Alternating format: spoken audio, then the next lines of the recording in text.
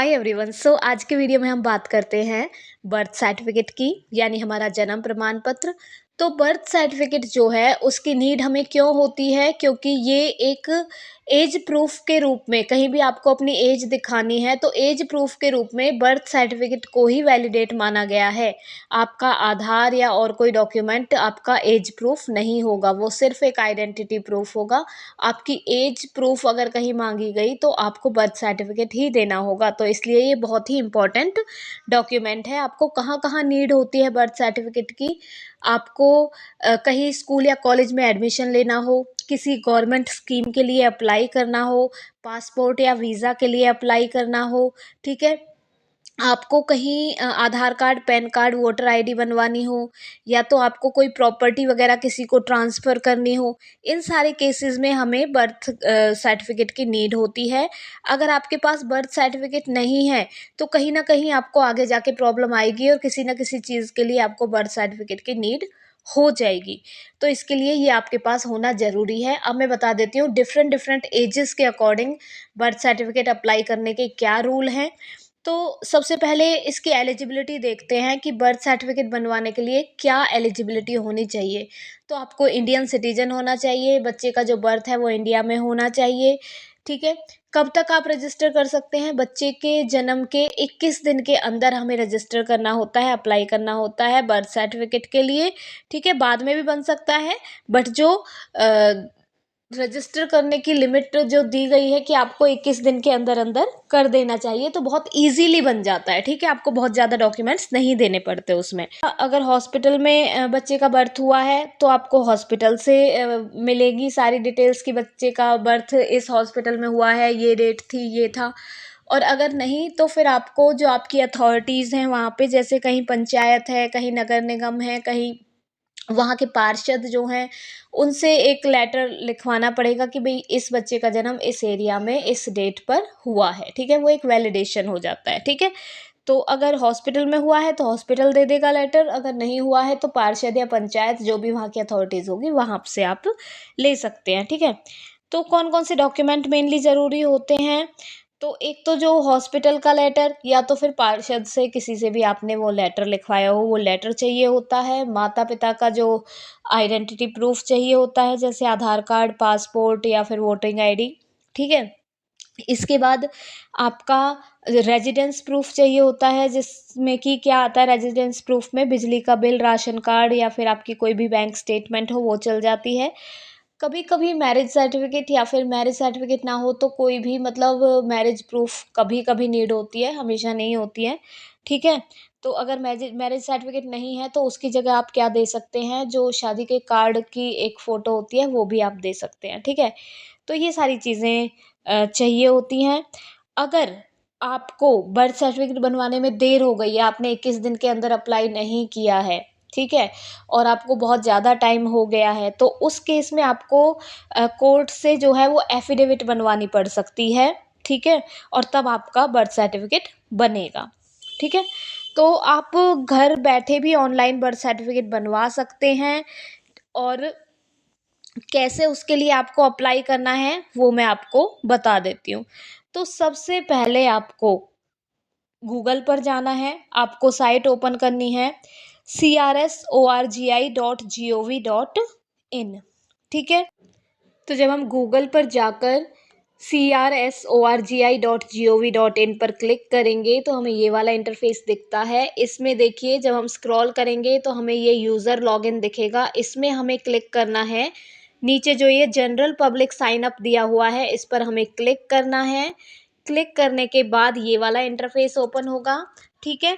यहाँ पे हमें देखिए ये सारी डिटेल, यूज़र नेम, अपना मोबाइल नंबर, अपनी यूज़र ईमेल आईडी, ठीक है, ये सारे क्रेडेंशियल्स जो हमें जो जो इन्फॉर्मेशन मांगी गई है, डिस्ट्रिक्ट, विलेज, टाउन, हमारी जो भी रेजिडेंस डिटेल मांगी गई हैं वो सारी हमें फिल कर देनी है। नीचे हमें कैप्चा फिल कर देना है और हमें रजिस्टर पर क्लिक कर देना है, ठीक है। इस तरह से हमारा यहाँ पे साइन अप हो जाएगा। साइन अप करने के बाद हम वापस से उसी इंटरफेस पर जाएंगे और यहाँ से साइन इन करेंगे, ठीक है, कि हमारे पास अब यूज़र आईडी और पासवर्ड हमने सेट कर लिया है, अब हम साइन इन कर सकते हैं। तो हम यहाँ पे अपनी यूज़र आईडी डालेंगे, पासवर्ड डालेंगे, कैप्चा डालेंगे और नीचे लॉग इन पर क्लिक कर देंगे। क्लिक करने के बाद हमारा जो है वो साइन इन हो जाएगा, ठीक है। तो उसके बाद हमसे जो है वो सारी डिटेल्स मांगी जाएंगी, जैसे आपकी डेट ऑफ बर्थ, आपका प्लेस ऑफ बर्थ, आपके फादर का नेम, वो सारी चीज़ें आपसे मांगी जाएंगी। वहाँ पे आपको वो सारी चीज़ें फिल कर देनी है। जो जो डॉक्यूमेंट आपसे मांगे जाएं वो सारे डॉक्यूमेंट आपको वहाँ पे अपलोड कर देने हैं। और इसका जो आपका चार्जेस लगेंगे वो आपके 10 रुपीज़ लगेंगे, ठीक है, बहुत ही नॉमिनल है। आपको 10 रुपीज़ के यहाँ पे चार्जेस लगेंगे इसके लिए। जैसे आप आधार कार्ड वगैरह चेंज कराते हो तो आपके 50 रुपीज़ लगते हैं, लेकिन यहाँ पे आपके 10 रुपीज़ लगेंगे।